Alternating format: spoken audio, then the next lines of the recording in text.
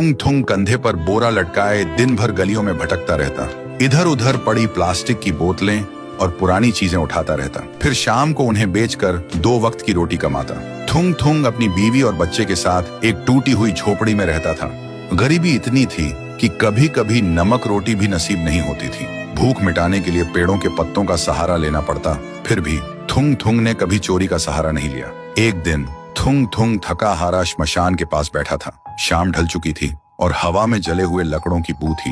तभी उसे मिट्टी के नीचे से हल्की सी रोशनी चमकती दिखी। वह धीरे से उठा और मिट्टी खोदने लगा। कुछ ही देर में उसे जमीन के अंदर से एक पुराना सा लोहे का घंटी वाला दिया मिला। जैसे ही उसने उसे उठाया, एक भारी आवाज गूंजी, जो भी इस दिए को जगाएगा उसकी हर इच्छा पूरी होगी, लेकिन बदले में उसकी सबसे प्यारी चीज चली जाएगी।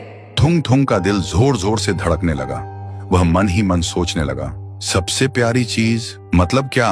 वह घर लौटा और बीवी को सब बताया। बीवी ने ध्यान से सुना। उसकी आंखों में डर भी था और थोड़ी सी उम्मीद भी। फिर बोली, 3 दिन से बच्चा भूखा है, क्यों ना पहले खाना मांग ले। थुंग थुंग ने कांपते हाथों से दिया जलाया और धीरे से बोला, हे दिए, मेरे भूखे बच्चे के लिए अनाज दे दो, बस पेट भर खाना दे दो। अचानक पूरी झोपड़ी अनाज और रोटियों से भर गई। बीवी खुशी से रो पड़ी। लेकिन उसी रात थुंग थुंग ने देखा उसका बच्चा चुपचाप कोने में बैठा है और उसे पहचान नहीं रहा। सुबह तक बेटा उसका नाम भूल चुका था। थुंग थुंग टूट गया, लेकिन घर में अनाज था और भूख खत्म हो चुकी थी। उसने खुद को समझाया, बाद में बच्चे का इलाज करवा लूंगा। फिर उसने सोचा, एक और बार इस्तेमाल कर लेता हूँ। इस बार उसने मांगा, हे दिए, पक्का मकान और दुकान दे दो। पलक झपकते ही टूटी झोपड़ी की जगह एक सुंदर पक्का घर बन गया और बगल में भरी हुई दुकान खड़ी थी। थुंग थुंग खुशी से बीवी के पास दौड़ा, लेकिन उसने देखा उसकी बीवी पत्थर की मूर्ति बन चुकी थी।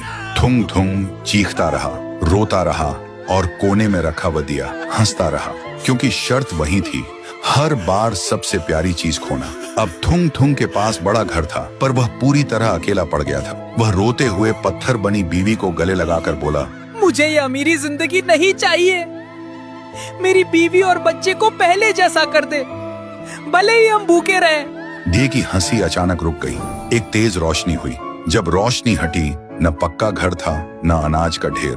फिर वही पुरानी टूटी हुई झोपड़ी थी, लेकिन सामने उसका बच्चा खेल रहा था और बीवी मुस्कुरा रही थी। थुंग थुंग ने सुकून की सांस ली और उस मनहूस दिए को वापस श्मशान ले जाकर मिट्टी में हमेशा हमेशा के लिए दफना दिया।